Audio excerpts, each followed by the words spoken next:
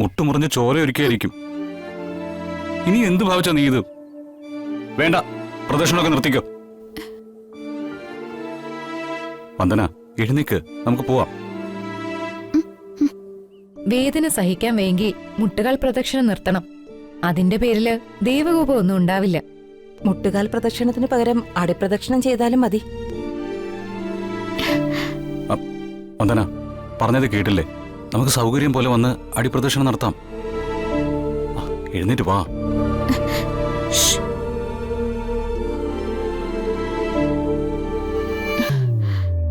എന്താ, ഭർത്താവിന് മുമ്പിൽ മൗനവ്രതം പാലിക്കണമെന്ന് ജ്യോത്സ്യർ പ്രവചിച്ചിട്ടുണ്ടോ?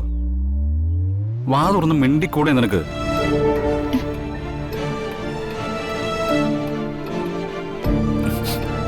എന്നിൽ നിന്നും വന്ദനെ എത്രത്തോളം അകറ്റാവോ അത്രത്തോളം അകറ്റുക.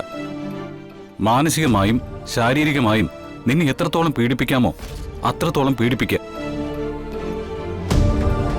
ആ ദുഷ്ടലക്ഷ്യത്തോടെ അപ്പച്ചിയും വിദ്യാർത്ഥിയും ചേർന്ന് ഒരുക്കിയ കപട തന്ത്രമാ എനിക്ക് മൃത്യുദോഷം ഉണ്ടാവുമെന്നുള്ള കള്ളപ്രവചനം.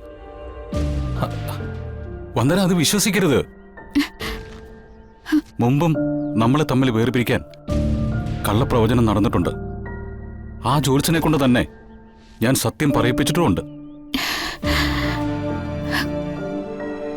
അതുപോലെ ഈ പ്രവചനത്തിന് പിന്നിലുള്ള ചതിയും ഞാൻ തെളിയിച്ചിരിക്കും. വന്ദനെ, ദയവ് ചെയ്ത് ഞാൻ പറയുന്ന ഒന്ന് അനുസരിക്കേ.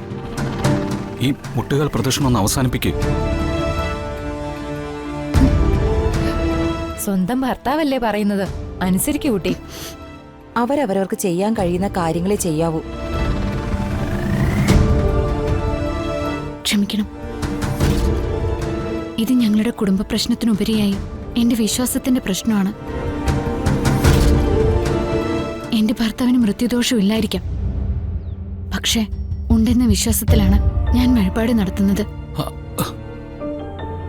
ഭർത്താവിന്റെ ജീവരക്ഷയ്ക്ക് വേണ്ടി സ്വന്തം ജീവൻ പോലും ബലിയർപ്പിക്കേണ്ടത് ഭാര്യയുടെ കടമയാണെന്ന എന്റെ വിശ്വാസം.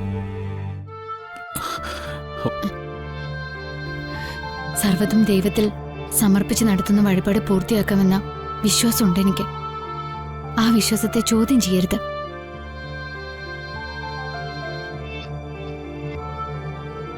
വന്ദന,